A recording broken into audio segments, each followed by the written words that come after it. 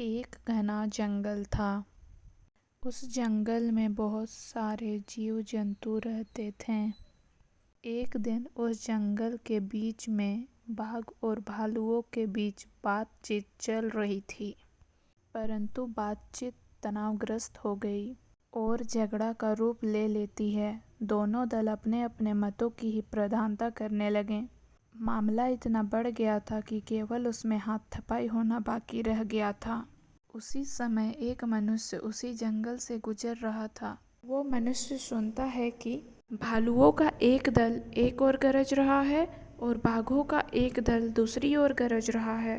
ये सुनते ही मनुष्य घबरा जाता है और वो सोचने लगता है कि क्या ये जानवर मुझे देख के इतने गरज रहे हैं। यही चिंतन में मनुष्य था कि उसी समय एक बाघ आकर कहता है कि सुनो भाई, तुम हम लोग का एक उचित विचार कर दो। बाघों के दल का सरदार कहता है कि पूस और माघ यही 2 महीना है जिसमें सबसे ज़्यादा ठंड लगता है। तब भालुओं के दल का सरदार कहता है कि सुनो भाई, तुम उचित विचार करना कि सावन और भादो महीना यही 2 महीने हैं जिसमें सबसे ज़्यादा ठंड लगती है। मनुष्य मन ही मन सोचने लगता है कि यदि मैं बाघ की बात को सही बोलूँगा तो भालुओं का दल मुझे गुस्साएगा, और यदि मैं भालू के बात का समर्थन करूँगा तो मुझे बाघ का दल गुस्साएगा।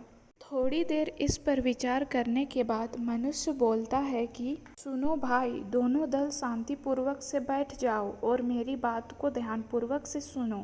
जब तक मेरी बात खत्म नहीं होगी तब तक तुम दोनों दल आपस में मत झगड़ना।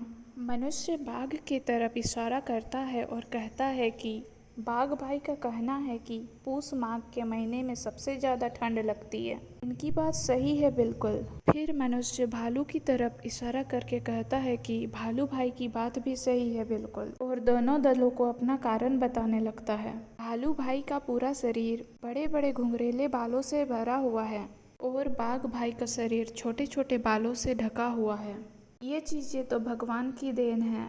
जब सावन भादों में बारिश होती है तो किसी समय लंबे वक्त तक बारिश होती रहती है। तब भालू भाई का शरीर के घुंघरेले जटों वाले बाल जल्दी सूख नहीं पाते हैं और शरीर में ठंड भेद जाती है। इसी वजह से भालू भाई को सावन भादों महीने में ज़्यादा ठंड लगती है।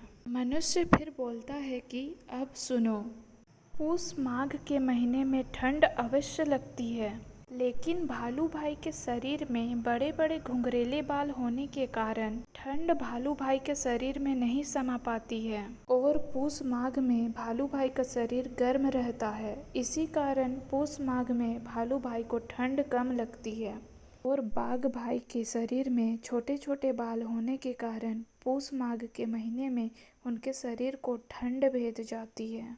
मनुष्य बोलता है कि मैं अपने छोटे से मस्तिष्क से यही विचार ला पाया, और वहाँ से विदा ले लेता है और जल्दी जल्दी घर की ओर चल देता है।